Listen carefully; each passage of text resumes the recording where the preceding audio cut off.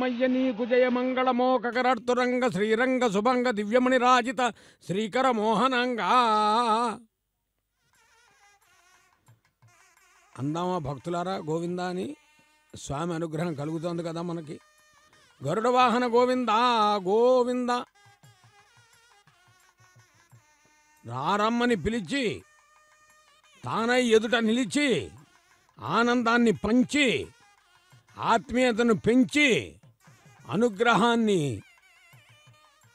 అందించే స్వామి ఎవరన్నా ఉన్నారా అంటే కలియుగంలో ఇతడొకడే సర్వేశ్వరుడు, శ్రిత కమలాక్షుడు శ్రీ వెంకటేశ్వరుడు.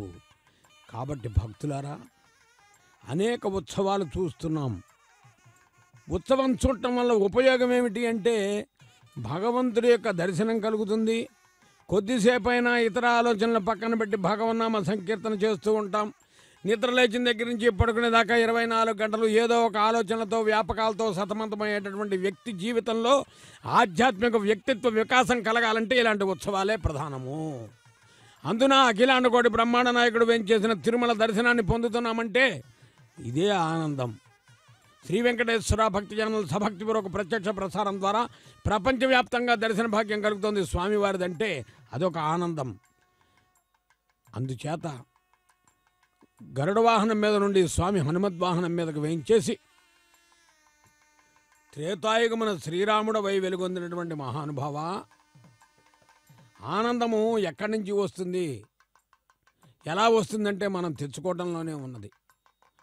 నమస్కారం చేస్తూ ఆధ్యాత్మిక భావనతో స్వామి ఇటువంటి కైంకర్యాన్ని మాకు కలిగించావు కదా అని అర్చక స్వాముల వారు ఆనందపడుతూ ఉంటారు. ఇలాంటి భాగ్యాన్ని మాకు ఇచ్చావు కదా అని వాహన నిర్వాహకులు వాహనాన్ని స్వామివారి వాహనాన్ని మోసేటటువంటి వాహనం నడిపేవాళ్ళు ఆనందపడుతూ ఉంటారు. ఇలాంటి భాగ్యాన్ని మాకు ఇచ్చావు కదా అని చెప్పని వీక్షించే భక్తులు ఆనందపడుతూ ఉంటారు.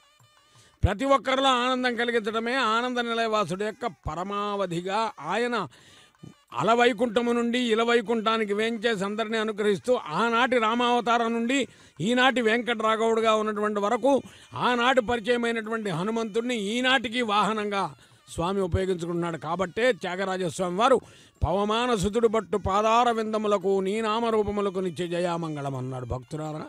కాబట్టి అలాంటి భక్తిని పెంపొందించుకుంటూ ఈ వాహన సేవలను వీక్షిస్తూ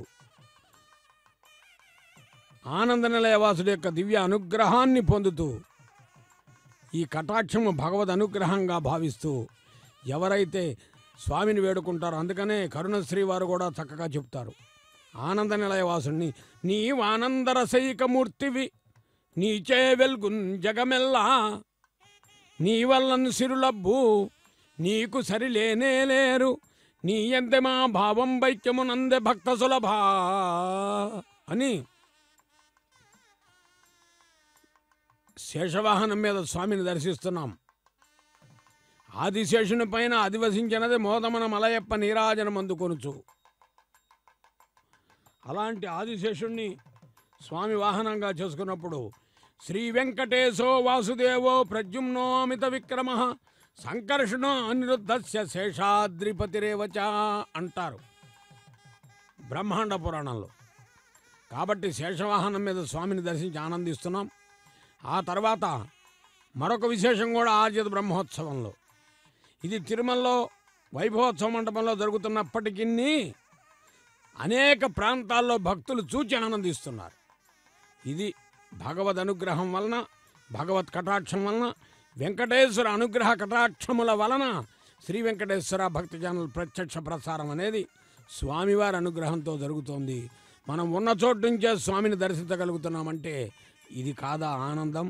ఇలాంటి ఆనందాన్ని మదిలో ఎదలో పదిలపరుచుకుని ఆనంద నిలయవాసుడి యొక్క అనుగ్రహాన్ని పొందుతూ ఉన్న శుభవేళ అమ్మవారు కూడా అడిగారు స్వామివారిని, మాతో కలిసి ఒక నీరాజనం అందుకుంటే భక్తులు మమ్మల్ని కూడా దర్శిస్తారు కదా స్వామి అనగానే శ్రీభూ సతులతో భక్తుల శరణాగతులతో ఆనందోత్సాహాలతో, శ్రీభూసతులతో భక్తుల శరణాగతులతో ఆనందోత్సాహాలతో నిత్యోత్సవమైనటువంటి ఆర్జిత బ్రహ్మోత్సవంలో లక్ష్మీ సవిభ్రమాలోక శుభ్రము విభ్రమ చక్షుసే అంటూ చక్షుసే సర్వలోకానాం వెంకటేశాయ మంగళమని వేడుకుంటూ స్వామివారిని అమ్మవారిని దర్శిద్దాం. పలుకుదాం గోవిందనామాన్ని భక్తులారా, ఇదే జన్మ సార్థకత. లక్ష్మీరమణ గోవింద గోవింద, ధాత్రీరమణ గోవింద గోవింద, ఆనంద నిలయవాస గోవింద, అఖిలాండ కోటి బ్రహ్మాండ నాయక బ్రహ్మోత్సవ వైభవ వెంకటేశ గోవింద గోవింద అని ఆర్జిత బ్రహ్మోత్సవాన్ని వీక్షించి స్వామి అనుగ్రహాన్ని పొందుదాం. శ్రీ వెంకటేశ చరణౌ శరణం ప్రపద్యే. ప్రపత్తితో వేడుకుందాం. ఓం నమో వెంకటేశాయ.